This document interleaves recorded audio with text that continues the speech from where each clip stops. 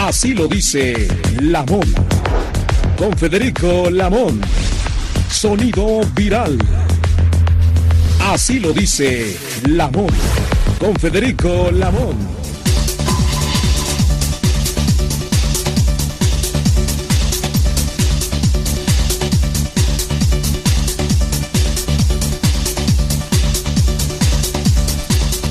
Son exactamente las 12 del día, transmitiendo para ustedes desde la señal de Radio Cañón 760 del cuadrante, inmersos en la tragedia de Guerrero.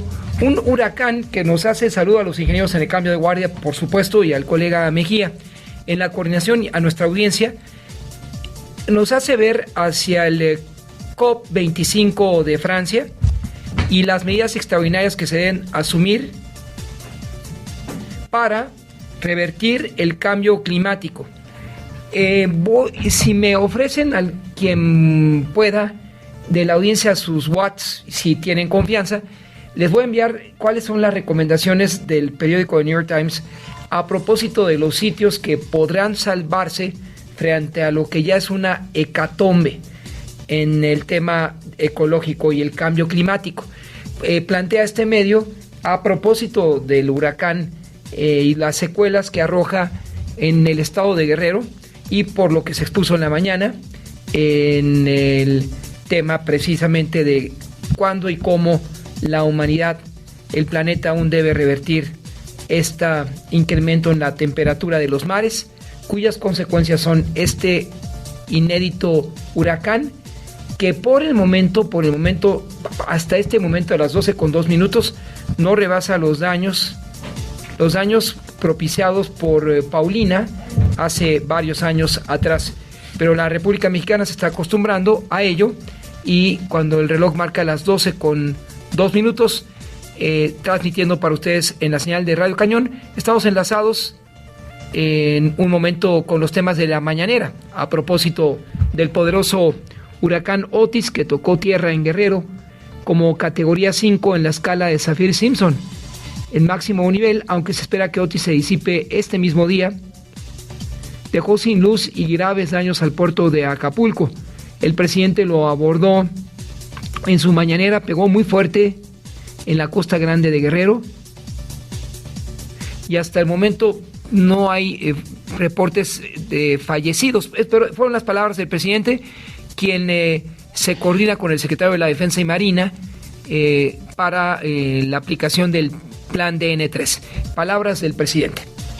Sí, pegó muy fuerte el huracán en Guerrero, en la Costa Grande, en Acapulco, en Tecpan, en todo ese tramo de Tecpan a Acapulco, Coyuca, de Benítez, Juárez y otros municipios, Atoyac, los que están en esa franja, y todavía está afectando el huracán. Se han perdido las comunicaciones por completo, y está saliendo el general secretario, el secretario de Marina, la secretaria de Seguridad y Protección Ciudadana, el secretario de Comunicaciones, Transportes, la directora de Protección Civil. Desde ayer estamos allá, hay brigadas del Ejército, de la Marina, se está aplicando el plan DN3, el plan Marina, pero muy fuerte, es un fenómeno, porque en muy poco tiempo, 12 horas, empezó a tomar fuerza y entró con categoría 5 se está considerando que va a degradarse a categoría 2. Y podría dejar, este es el último informe del periódico The New York Times, dejar hasta 10 inches de lluvia o de agua en su paso letal. Es catastrófico, como dice este medio, y ya le reportaré a ustedes qué significa una categoría 5 y su paso en Acapulco. Pero antes, 12:05, vía telefónica, Armando Zúñiga es el presidente de la Confederación Patronal de la República Mexicana en la Ciudad de México, la Coparmex. Le agradezco, presidente, por aceptar esta comunicación con Radio Cañón 760 y buenas tardes para usted. Encantado, Federico. Buenas tardes. Saluda a tu auditorio. Precisamente, esta institución solicita al INE, por medio del Instituto Electoral de la Ciudad de México, abrir los módulos en sábado y domingo para que la gente pueda actualizar o gestionar su credencial de elector y con ello, don Armando, evitar una tendencia al abstencionismo que ya se conoce en esta capital.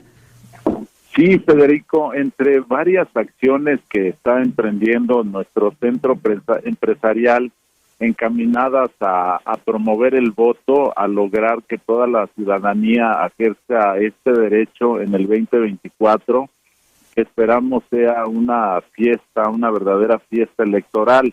Pero para ello, pues estamos analizando previamente algunos factores y uno muy importante que hemos detectado es que hay millones de credenciales que no están actualizadas o que la gente las tiene perdidas.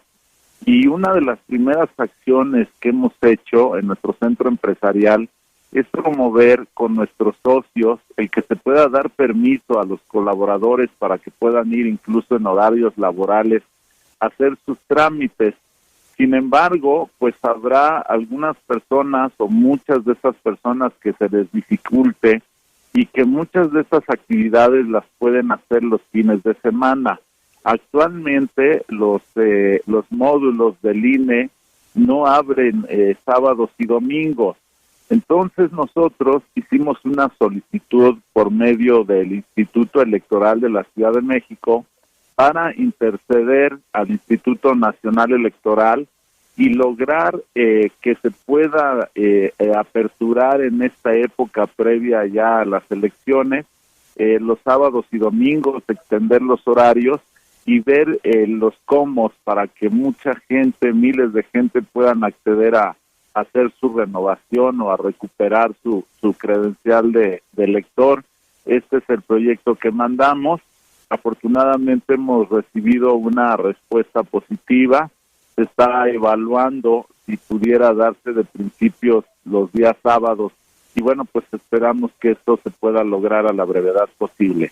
Y nos encontramos ya en la cuenta regresiva del 22 de enero, presidente, como fecha, último plazo para actualizar el padrón electoral. ¿Cree que se pueda mover o ya eso es definitivo? Esperamos que sí se pueda mover, a pesar de que el plazo ya es corto. Sin embargo, yo creo que si hacemos, bueno, si hay este esfuerzo, porque sabemos que también es tema de presupuesto, en fin, pero si de alguna forma hace el esfuerzo al Instituto Nacional Electoral y nosotros podemos hacer una gran campaña por medio de las empresas, Coparmex y de hecho otros organismos, convocaremos ahí al Consejo de la Comunicación, entre otros que tenemos convenio, y se pueda hacer una gran difusión para que en este corto tiempo pues puedan acudir miles y se pueda pues lograr que se tengan más credenciales para el proceso de votación en 2024, credenciales actualizadas.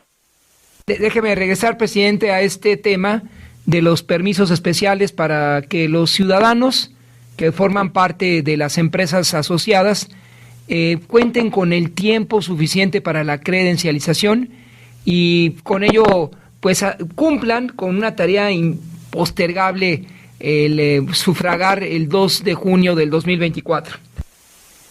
Así es, pues son varias campañas que estamos emprendiendo. Una es esta, nosotros desde las empresas concientizar a los colaboradores y darles los permisos. otra es extender los horarios. También estaremos trabajando desde las universidades, haciendo grandes campañas de difusión en este sentido, para que la gente no se le olvide y pueda revisar su credencial, ver si va a estar vigente, y de lo contrario, pues esté todavía a tiempo para poder pues hacer esta renovación. Pero nuestro deber cívico como empresarios es promover el voto y ver que haya las condiciones para que la gente participe. Y lo importante es que se tome el llamado, por lo menos sus asociados, y replicando a toda la sociedad capitalina, podamos actualizar nuestras credenciales de elector. Yo creo que juntos podemos lograr grandes cosas, también ustedes como comunicadores, y yo agradezco mucho este espacio para también hacer un llamado a todo el auditorio y que todos vean que van a poder ejercer su derecho al voto, y que hagamos una cadenita, ¿no? Preguntando a amigos, a colaboradores, a familiares, viendo si no se les está olvidando actualizar su credencial o si tuvieron algún tema con una pérdida, pues estén a tiempo y difundir esta fecha también, el límite que se tiene para poder hacer el proceso de renovación o de recuperación de la credencial del INE. Finalmente, presidente, regresamos al tema original. Habrá que habilitar horarios de atención a la ciudadanía el fin de semana para evitar lo que usted mencionó desde el principio, la saturación. Exacto, sí, pues con estas campañas esperamos que vayan miles, pero sí puede haber una saturación. Desafortunadamente, a veces lo dejamos hasta el final. Entre más se acerque la fecha, pues más saturación va a haber. Entonces, si hay esta reacción positiva y se puede abrir los sábados, incluso los domingos, aunque sea pues ya las últimas semanas, yo creo que va a ser de gran valía. Gracias por aceptar la comunicación con Radio Cañón 760 del Cuadrante, presidente, y ojalá nos pueda informar posteriormente los resultados de este planteamiento. Con mucho gusto, Federico. Agradezco mucho el espacio, saludo al auditorio y reiteramos este llamado de que todos revisemos que tengamos el INE vigente para ejercer nuestro derecho al voto en el 2024. Gracias por su tiempo, presidente. Buenas tardes para usted. Muchas gracias. Igualmente, un abrazo. Y solo antes de ir al corte, sí son pulgadas lo que dejó el tránsito en la costa del Pacífico de Otis, categoría 5, y el total de pulgadas, regresamos para explicarlo más adelante, y esto ocurre cuando una tormenta crece se dispara de 35 millas por hora hasta 110. No se vaya, siga con nosotros aquí en Radio Cañón 760 del Cuadrante. Así lo dice Lamón.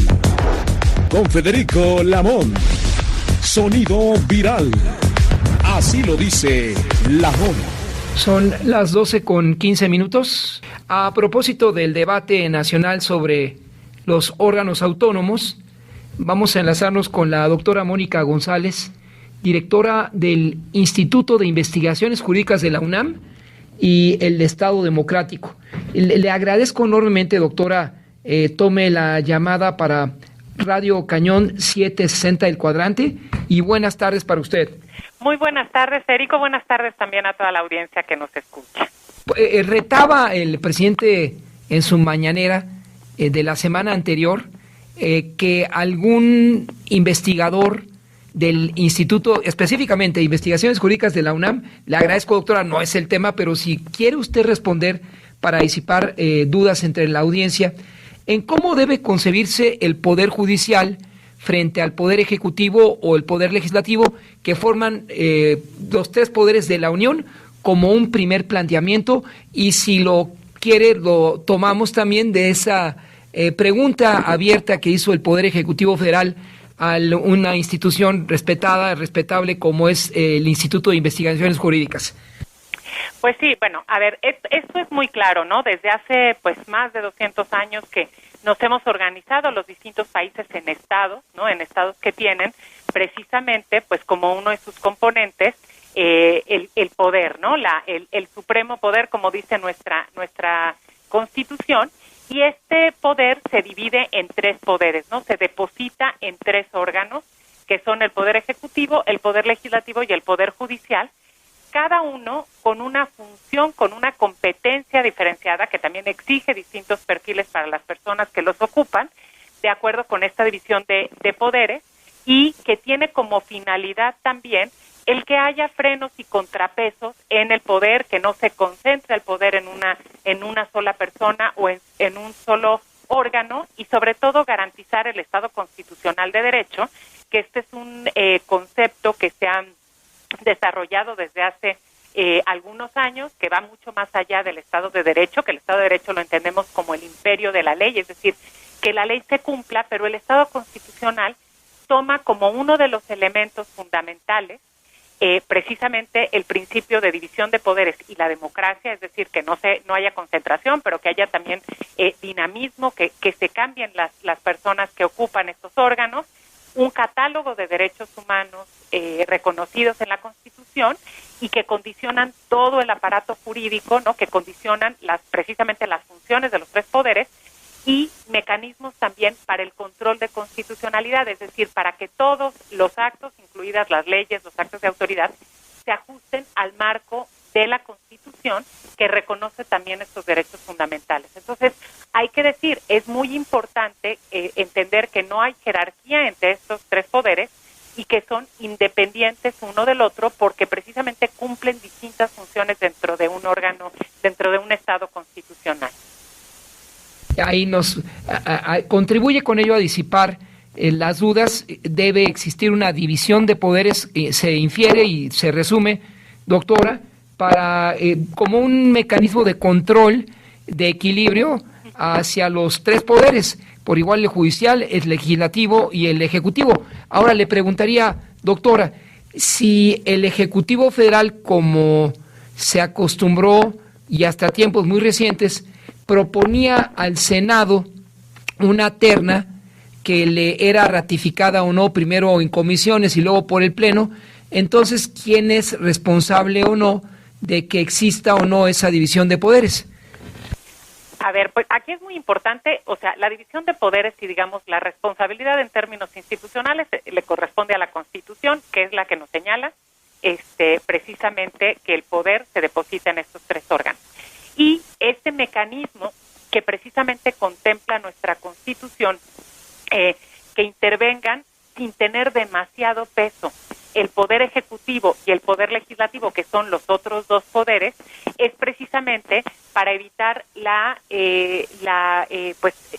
demasiada influencia, o que uno de los poderes tengan demasiado peso. Entonces, por eso, el titular del Ejecutivo, la persona titular del Ejecutivo, presenta la terna y el Senado la elige. Pero aquí hay una cosa muy importante, porque este proceso de elección del Senado no es un proceso, digamos, simplemente de mayorías. Tiene que ser un proceso cualitativo, en donde se llama a las personas de la terna a comparecer, se les entrevista, se les hacen preguntas, y después, pues, las comisiones y el Pleno del Senado deliberan sobre cuál es el mejor perfil, es decir, sobre, pues, quién tiene los conocimientos más amplios, quién tiene las características personales, la trayectoria, el currículum, etcétera. Pero además también, pues, se busca dentro de los ministros de la Corte que haya en los últimos tiempos mayor presencia de mujeres, que haya también variedad, digamos, diversidad en cuanto a quienes vienen de carrera judicial, quienes vienen de otros órganos, de la academia o de otros órganos, ¿no? Entonces, es importante en este sistema que hemos ideado de frenos y contrapesos, el que se incluya precisamente a 2 poderes. Hay que recordar, además, esto que es muy importante, que el Poder Judicial ha sido reformado y en varias ocasiones, ¿no? Hubo una reforma muy importante en 1994, que no debemos perder de vista, que modificó completamente, pues, el nombramiento de los ministros de la Suprema Corte, la composición de la misma Suprema Corte de Justicia, ¿no? Que se componía de 26 ministros y que pasó a 11, que crea el Consejo de la Judicatura Federal, y que para reconocer al Consejo de la Judicatura Federal toda la parte administrativa y el tema de la carrera judicial, así como de la vigilancia y disciplina, y convierte a la Suprema Corte en un tribunal constitucional, no solamente de legalidad, a lo mejor esto es un poco técnico, pero justamente entre un tribunal constitucional que verifica, ¿no?, y que se encarga de hacer el control de constitucionalidad en ese momento. Entonces, ha sido profundamente transformado el Poder Judicial precisamente para alcanzar y garantizar la independencia judicial, ¿no? Y esto es muy importante. Hubo otra reforma en 2011 también que con la reforma en materia de derechos humanos, que se reforma el amparo, y la última que tuvimos fue en 2021. Y estas modificaciones que ha sufrido el Poder Judicial Federal y también que se ha ordenado en los poderes judiciales locales, ha tenido precisamente como objeto el fortalecer al poder, la independencia judicial, no en sí mismo, no como un fin en sí misma, sino también para fortalecer la defensa de la Constitución, ¿no?, y la garantía de los derechos humanos de todas las personas que habitamos y que en el territorio nacional. Y es muy importante entender este contexto histórico para ver que no, pues, ha sido, digamos, no se ha preservado el poder judicial, sino que hemos ido avanzando y ha habido una discusión siempre abierta acerca de la independencia judicial. También ya nos queda claro. Ahora, si la propuesta del actual Ejecutivo, el 79 en la historia de México, progresa y logra que su partido cuente con mayoría calificada en las elecciones federales del 2024, ¿cree que haya condiciones, tal vez no en el 24, sino hasta el 27, para que nosotros podamos elegir a través de las urnas a los jueces de distrito, a los consejeros de la judicatura, a los ministros de la Corte?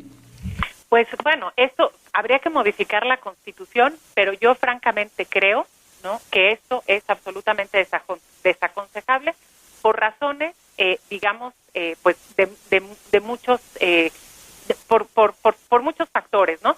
En primer lugar, hay que decir, hay experiencias internacionales en este sentido y ninguna experiencia internacional ha sido exitosa en la elección, en que sean electos directamente, por varios motivos. Uno, hay que entender precisamente cuál es el perfil de una persona juzgadora. No es un representante popular, y esto es muy importante decirlo. No es un representante popular que el representante popular lo que tiene que hacer es llevar los intereses de sus representadas y representados al poder, ¿no? En el caso, pues, sobre todo los representantes populares por excelencia es el poder legislativo, diputados y senadores.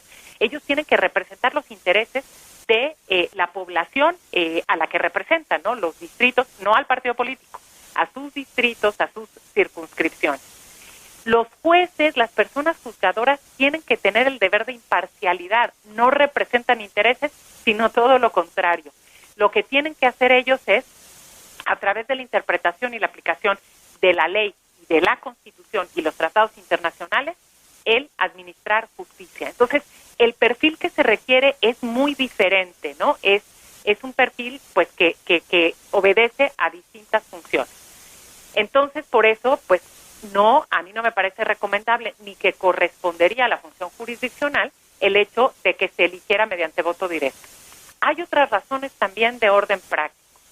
Nuestro sistema mexicano es un sistema partidista y que además, pues, hemos visto que cada vez las campañas electorales tienen un costo muy elevado. Ha habido financiamiento público. Esa es la manera en la que hemos optado por diseñar el sistema político, y sería muy riesgoso, ¿no?, también vinculado con lo anterior, que quienes llegaran a ocupar un asiento, ¿no?, un juzgado, ¿no?, un asiento en la Suprema Corte de Justicia de la Nación, pues llegaran con los compromisos que implica el hacer una campaña electoral o una campaña de cualquier tipo, que es necesaria porque pues no habría otra forma de darse a conocer. Hay algunas propuestas, ¿no?, de académicos que yo respeto mucho, diciendo que fueran los tiempos, que ocuparan los tiempos del Estado, pero lo que no podemos negar es que la historia de nuestro país nos dice que, pese pues al financiamiento público, a los tiempos y a las estrictas reglas electorales, siempre se busca la manera, ¿no?, de dar la vuelta a las reglas, ¿no? Lo estamos viendo ahora mismo. Y además, Otro de los elementos que a mí también me parece que debe ponerse en la mesa es el altísimo costo que tendría organizar estas elecciones, que digamos puede ser una cosa accesoria, pero me parece que no podemos o no se justifica tener un sistema que me parece que funciona razonablemente bien, en donde están involucrados los representantes populares, el Senado, el presidente de la República, el meternos en una dinámica de organizar unas elecciones que tendrían que ser para garantizar precisamente la transparencia, el conteo de votos y todo lo que hemos reivindicado por muchísimos años en este país, pues implica costos muy, muy altos, que tendrían que garantizarse, pues por lo menos, ¿no? Algo similar a lo que se garantiza para pues los otros, para los representantes populares, con además, pues el altísimo, no contratiempo de que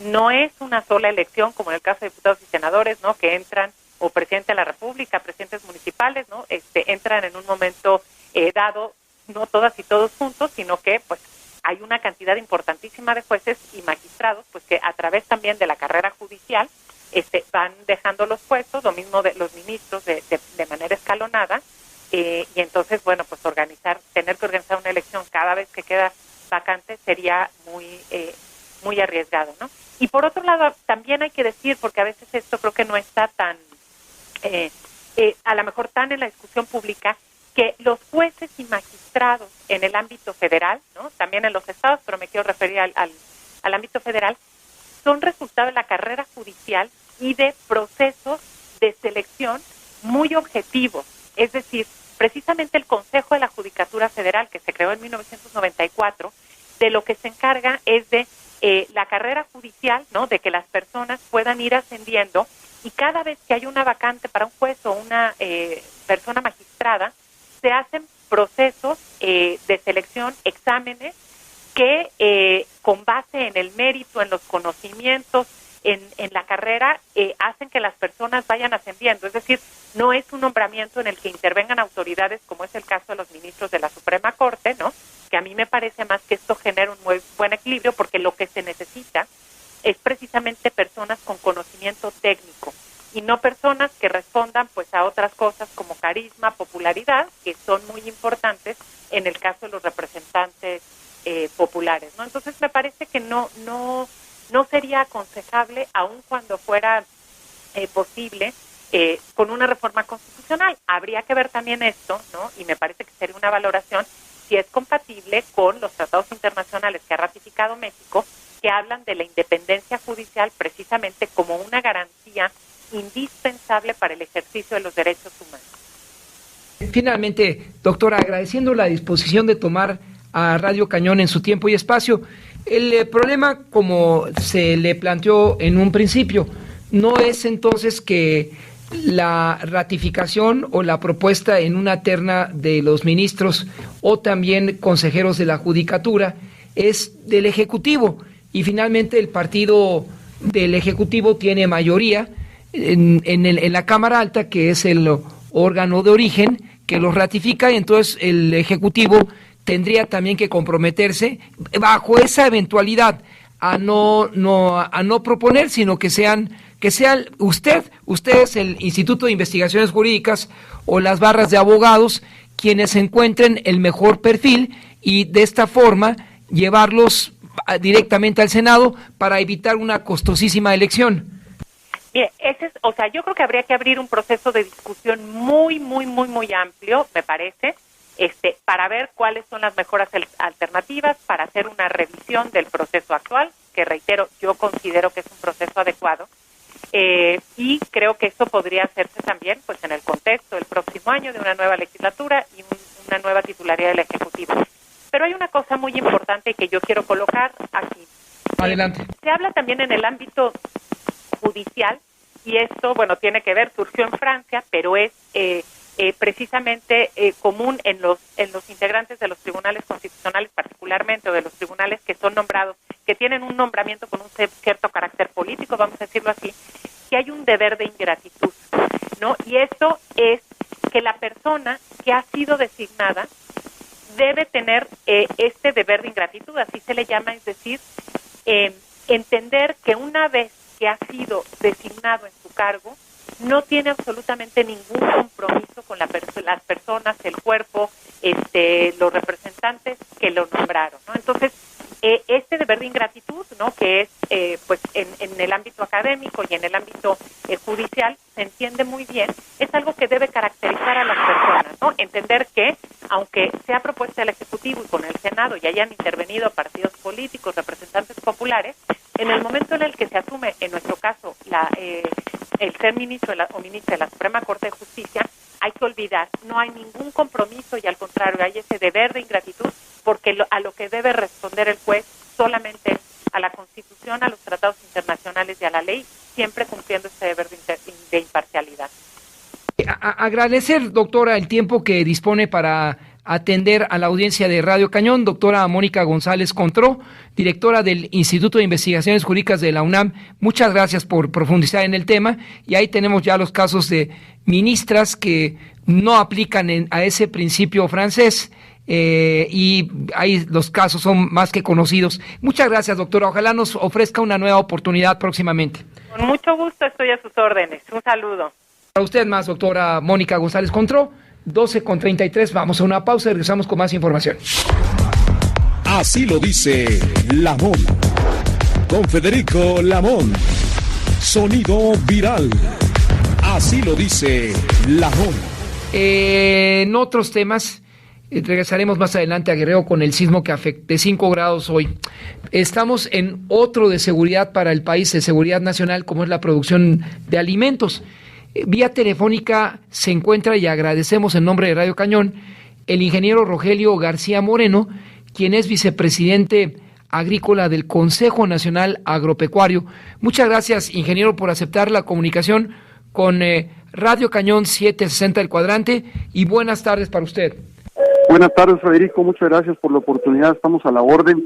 Ay, disculpa un poquito el ruido, pero estoy en la Cámara de Senadores y están en votación, pero a la orden. No, ya, rápido. Entonces, ingeniero, a propósito de este movimiento por nuestro campo, generar conciencia sobre las necesidades del sector, en un año en que el cambio climático deja estragos que veremos en la cuesta de enero, ingeniero. Pues mira, Federico, yo te comentaría primero que nada, es un movimiento con productores de todo el país, de todos los cultivos, de todos los tamaños.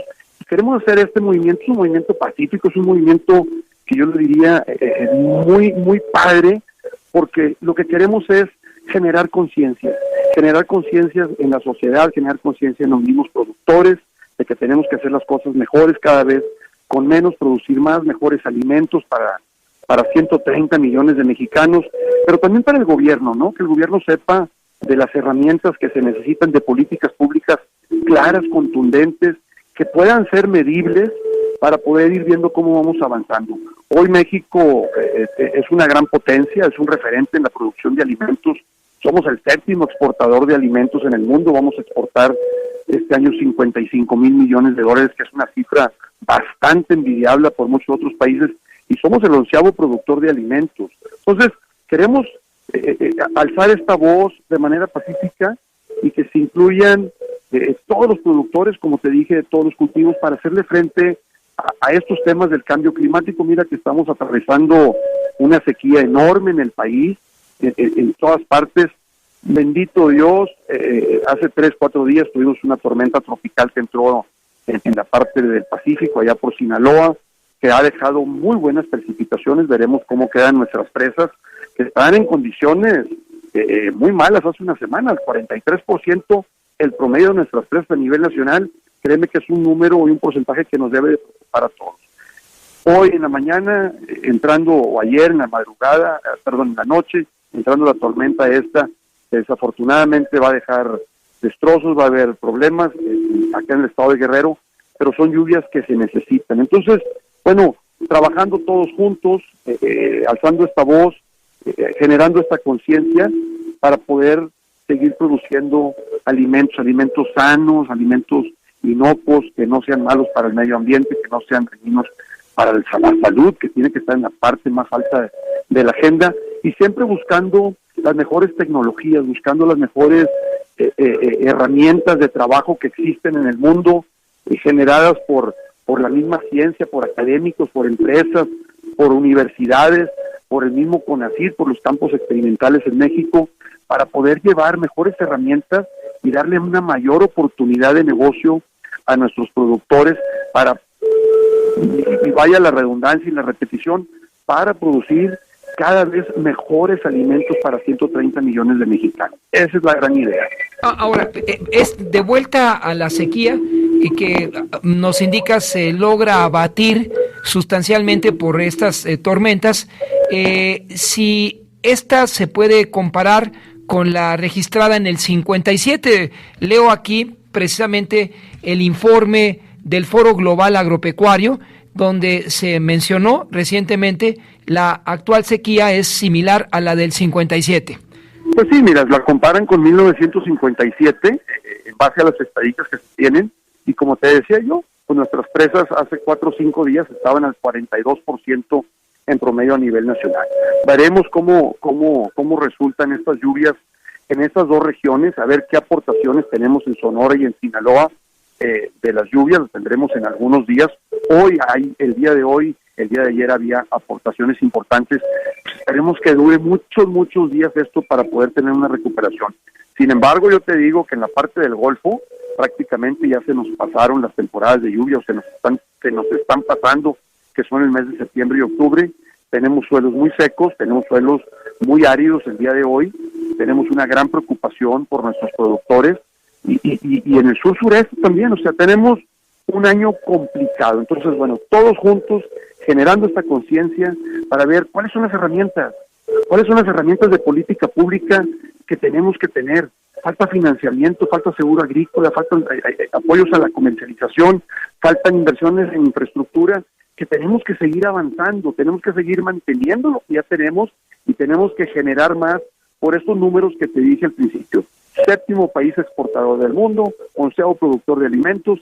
Creo que es el momento de hacer una reflexión y decir, felicitamos a los gobiernos pasados, felicitamos a los productores de este país, a las y los productores que con mucha pasión y con mucha garra y con mucha conciencia y con una resiliencia tremenda salen 24/7, 365 días al año a hacer el campo mexicano producir. Las lluvias ya llegarán, hay que estar preparados, hay que estar listos con los insumos, hay que estar preparados con las mejores tecnologías para poder salir a hacer esto. Hoy los productores a lo largo del país se irán ir sumando más. Yo celebro este movimiento, es un movimiento que no tiene tintes políticos, que no tiene de ninguna manera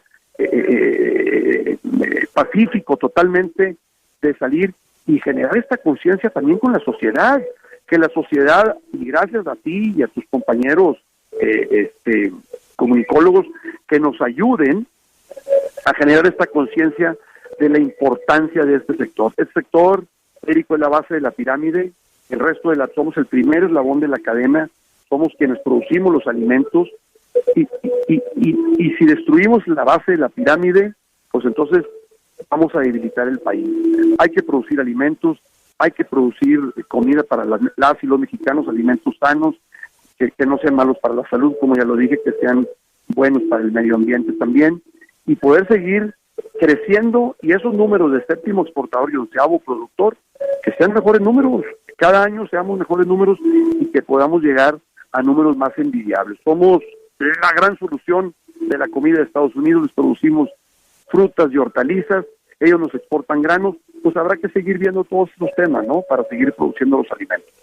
Finalmente, en esta oportunidad que ofrece para la audiencia de Radio Cañón, decía, y me parece importante resaltar, entre otras cosas, los retos para enfrentar la sequía se encuentran en nuevas tecnologías, financiamiento y el tal vez tan importante como el último que le cito, que ustedes ya lo mencionaron, eficientar el uso del agua, ya que el 80% de las plantas de tratamiento en el país no funcionan. Frente a ello, ¿qué papel va a desempeñar en este momento el Consejo Nacional Agropecuario ante la elaboración de la nueva Ley General de Aguas?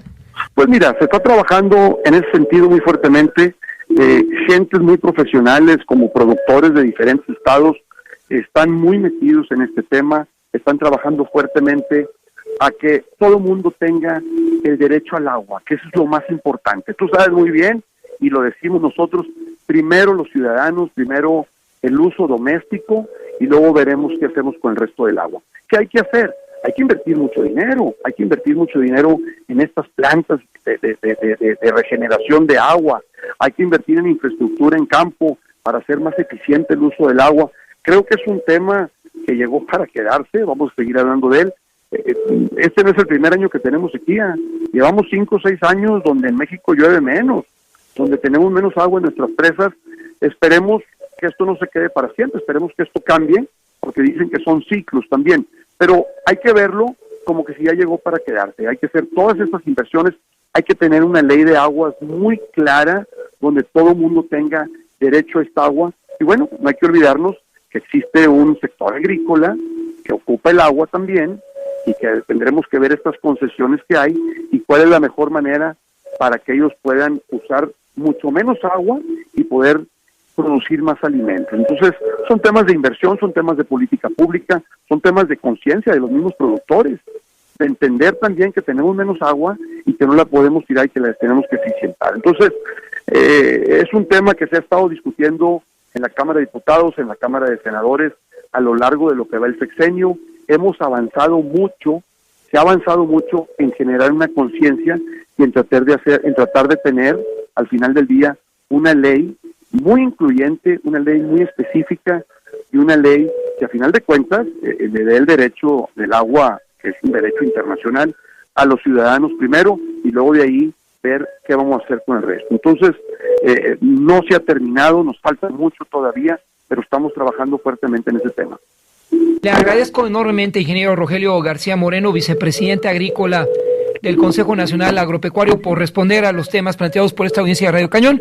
Le seguiremos requiriendo, por lo pronto, si usted lo considera, de este día a la presentación y aprobación en el Pleno del Senado, donde usted se ubica, que es la Cámara de Origen, de la nueva Ley General de Aguas. Claro que sí, con mucho gusto, estamos a la orden. Gracias, ingeniero, y buenas tardes para usted. Son las 12:46 y esto es Radio Cañón 760. Así lo dice Lamón. Con Federico Lamón. Sonido viral. Así lo dice Lamón. Esta tarde en el Estadio Azul, en el evento denominado La Esperanza nos une, los aspirantes al gobierno de la ciudad o la Cuarta Transformación, la defensa de la Cuarta Transformación, se reunieron en un solo sitio junto con militantes de Morena procedentes de Xochimilco, Ixtapalapa, emblemático Ixtapalapa, pero también de otras alcaldías como Iztacalco. Dejaron sentir su fuerza y en el evento fue crucial. La esperanza los une. Las palabras de Mario Delgado, quien advirtió: no hay que confiarnos y mostrarle a nuestra candidata Claudia Sheinbaum que el próximo mes de noviembre llegaremos unidos en esta esperanza. Vamos a escuchar a los actores de la noticia presentes aquí en el Estadio Azul. Diputado, preguntar acerca de los tiempos que porque en este movimiento de México cabemos todas y todos, muy encontrados, menos la corrupción, menos la desigualdad. Por tu experiencia, todas y todos los que queremos un cambio, continuar con la transformación, son bienvenidos y bienvenidas. Resolverá en unidad la definición Le hacemos para la un candidatura llamado a la jefatura a que del pase gobierno. frente con su Yo creo firma que es una gran poderosa noticia a Diana Nora Medina Acevedo, representante porque eso de demuestra la Colonia fortaleza Velasco de Paco. nuestro movimiento. Yo estoy convencido que a pesar de la que polarización que se puede observar en Aurora este momento, Montaño Barbosa, cuando llegue el momento de la activista definición, vamos cultural, a lograr caminar en un con proceso trayectoria en el de desarrollo unidad, de donde se proyectos le culturales, reconozca a cada equipo político, sociales, a cada liderazgo, sus fortalezas y su para la equidad.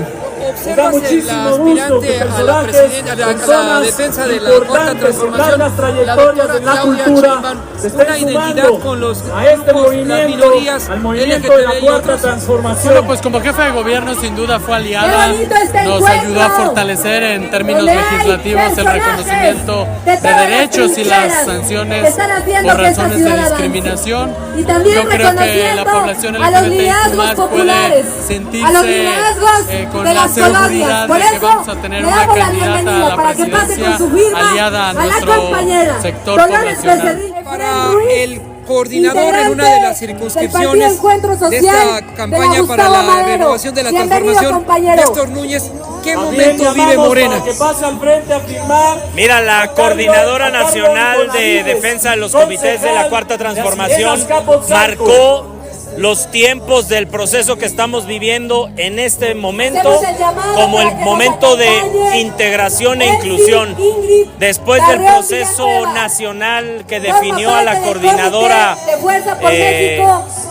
Claudia, encargada de recibir el bastón de mando, estamos en un proceso de recomponer lo que se pudo haber tensado o enojado, y estamos en un proceso de inclusión y de integración. Ese es el momento que está viviendo Morena, el momento de caminar junto con los otros partidos que integran el movimiento, como el PT, el Verde, pero también de apertura a la sociedad civil, a las organizaciones sociales, políticas, sindicales, deportivas, académicas, para que se integren y sumen al proceso electoral del 2024. A los tiempos que vive Morena y la inclusión de un grupo histórico y de lucha social como el Barzón, ¿qué nos resume? Bueno, yo creo que México está viviendo una coyuntura histórica muy importante. Morena representa un parteaguas a nivel nacional por todas las aspiraciones de millones de mexicanos que nunca antes habíamos tenido la oportunidad de expresarnos y de vivir una repartición del presupuesto de manera diferente. Yo creo que Morena y la Cuarta Transformación están marcando un paradigma, un México anterior y un México nuevo, un México de transformaciones profundas que estábamos esperando desde hace muchos años. Finalmente, ¿cree que Morena responda a las expectativas del Barzón, como bajar las tasas de interés que eran injustas en ese 95 que tanto criticaban y que antes llevaron al Barzón incluso a tomar el recinto legislativo? Yo creo que la economía hasta el momento está estable, ha habido un buen manejo de las finanzas públicas, ha habido un buen manejo por parte del Banco de México, por parte de la Secretaría de Hacienda, y de cierta manera eso garantiza la continuidad del proyecto y de las buenas finanzas sanas en México. Bueno, esperemos que todo este proyecto se consolide en los próximos años por venir. ¿Qué resultado arrojó la alternancia en la Miguel Hidalgo? Bueno, la verdad es que la presidencial la ganamos y la intermedia la perdemos. Hay una constante. Y pues bueno, ahora viene el 2024, creo que tenemos todas las condiciones para recuperarla, pero siempre la alternancia es buena. Eso no nos ha perjudicado. Mira, acuérdate cuando yo fui delegado, después fue Xochitl Gálvez, la hoy candidata a la presidencia, y después ella me entregó como alcalde. Y pues bueno, así esa es alcaldía, es de figuras, es de contrastes, es de un voto muy pensante. Entonces, creo que tenemos todas las condiciones, porque en Miguel Hidalgo no hay un efecto Xochitl, no hay un efecto Taboada, y puedo ayudar mucho a las condiciones que se están dando actualmente para que recuperemos esa alcaldía. Por cierto, no voy a ir yo de candidato, pero hay muy buenos compañeros que se están postulando y yo creo que le van a ganar a Mauricio Tabe. Finalmente, García Harfuch es una garantía para la continuidad. Es una garantía, es un hombre disciplinado, es un hombre que entiende qué es la justicia social. Y la justicia social también es impartir justicia e impartir seguridad a todas las personas. Entonces no hay que perdernos solamente en los temas de pobreza y de programas sociales. Creo que la justicia social va más allá. Yo creo que él puede dar esa continuidad. Es un hombre disciplinado, es un hombre leal, sobre todo a la doctora Claudia Sheinbaum, que hoy ya tiene el distinguido bastón de mando que le entregó el líder de este movimiento. Yo creo que pueden hacer una buena mancuerna y puede aquí la ciudad ir reconciliando lo que hemos perdido, sobre todo las clases medias. Quien construyó el proyecto de alternativa de la izquierda en 1997, profesor, ¿qué significa este momento para la democracia y Morena? Pues es un momento crucial para darle continuidad a la 4-3 en el 2024. De este lunes, de ayer en 8, vendrá la gran definición. Para usted, ¿qué suena más, la H o la C? Yo creo que en la ciudad la mejor propuesta para el gobierno es de Omar Harfuch. Dice un viejo refrán que amor con Omar se paga. Toda la militancia en la Ciudad de México, parte de la militancia. ¿Por qué cree que sea necesario este tipo de proceso de encuestas en Morena? ¿Legitima más a los candidatos? Más bien mide el grado de aceptación entre la gente, y eso es fundamental para ganar o perder una elección. ¿Algún comentario que sea agregar, profesor? Pues agradecer a mi gran amigo Federico Lamón por su gran trayectoria periodística y personal. Como un cuadro reconocido de la Benito Juárez, ¿cómo observa en el epicentro de la Benito Juárez el crecimiento de Morena? Morena va a ganar en el 2024 en Benito Juárez. ¿Vislumbra alternancia en esta alcaldía? Sí, porque ya los vecinos se dieron cuenta del nivel político de quienes han gobernado los últimos 12 años y toda la cloaca de corrupción inmobiliaria va a hacer que finalmente quienes han ostentado el poder en esta alcaldía lo van a perder en 2024. Solo 8 días que Morena defina también a sus candidatos por la Ciudad de México y otras entidades. ¿Vale la pena apostar en la metodología de una encuesta para legitimar la democracia? Sí, la encuesta, cuando hay encuestas hechas por empresas serias y encuestas en espejo que confirmen los resultados, no debe haber duda, y yo creo que es un esquema que facilita mucho la selección de candidatos en varios rubros, en aceptación, en conocimiento, en popularidad, digamos, experiencia administrativa. Yo considero que es un esquema efectivo en una primera instancia. Con relación al tema de migrantes, los haitianos y otros grupos del Caribe y Centroamérica que están aquí en la capital de la República, ¿cuáles son las expectativas desde la defensa de los derechos humanos? Primero que nada, hay que tener la sensibilidad con nuestros connacionales para recibirlos en nuestro país. Porque obviamente ya vienen con un tema que obviamente en su país han sido protegidos, han sido violentados, que su economía, su moneda no vale, que no tienen oportunidades de nada. Entonces, darles esta protección, darles este acompañamiento también para que tengan seguridad en el transcurso de recorrido que hacen en nuestro país. ¿Por qué? Porque cuando llegan a México también son expuestos a trata de personas, tráfico de órganos, a fabricaciones de delitos y muchas otras cosas más que tampoco merecen, porque vienen buscando una oportunidad, no a que se les agreda. Entonces creo que falta un observatorio que les dé seguimiento a las personas que ingresan a nuestro país para también irlos protegiendo hasta su llegada a la frontera. ¿Por qué Coyoacán, que históricamente fue gobernado por las izquierdas, un ex candidato presidencial, entre otros, ahora es de otro partido? Estoy segura de que a la gente se le engañó y se le dijo que la alianza, la derecha, era una opción real de esperanza. Los coyoacanenses se han dado cuenta que la izquierda y las causas sociales son realmente la única bandera que se puede llevar a hacer un cambio de transformación.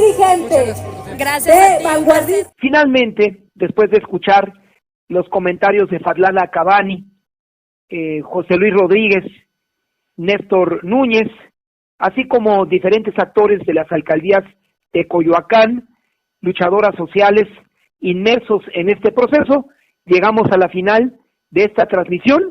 La esperanza nos une y le invito a seguirnos en esta sintonía. Buenas tardes para ustedes. Así lo dice Lamón. Don Federico Lamón. Sonido viral. Así lo dice Lamón.